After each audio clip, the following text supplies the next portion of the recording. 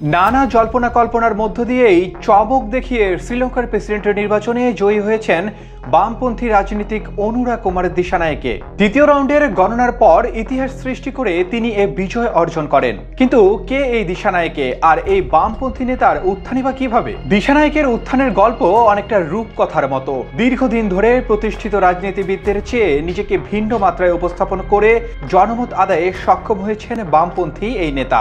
শ্রীলঙ্কার রাজধানী কলম্বো থেকে ১৭৭ কিলোমিটার দূরের অনুরাধাপুর জেলার থাম্বুত্তেগামা গ্রামে জন্ম দিশানায়েকের।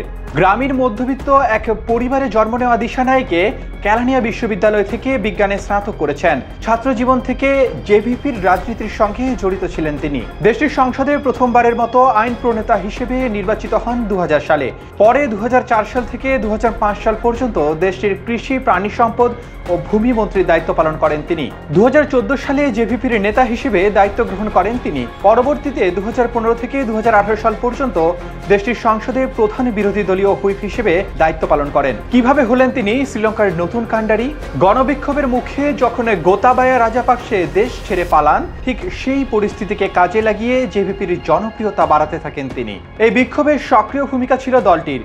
আন্দোলনের পর জেভিপি বৃহত্তর পরিবর্তনের ডাক দেয়। সামাজিক ন্যায় বিচার ও দুর্নীতির বিরুদ্ধে দলটির অনড় অবস্থান নাগরিকদের আকৃষ্ট করে। তাতে দলটির সঙ্গে বেড়েছে দিশানায়েকের ব্যক্তিগত আবেদনও। অর্থনৈতিক পুনরুত্থানের জন্য দিশানায়েকে প্রতিশ্রুতি দিয়েছেন দেশটির ম্যানুফ্যাকচারিং, কৃষি ও আইটি খাতের উন্নয়নের জন্য কাজ করবেন।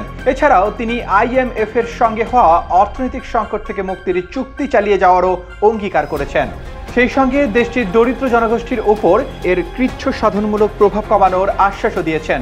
মূলত বলা যেতে পারে দিশানায়েকে তার সৎ এবং সোজাসাপটা রাজনীতির কারণে সাধারণ মানুষের কাছে ধীরে ধীরে জনপ্রিয় হয়ে ওঠেন।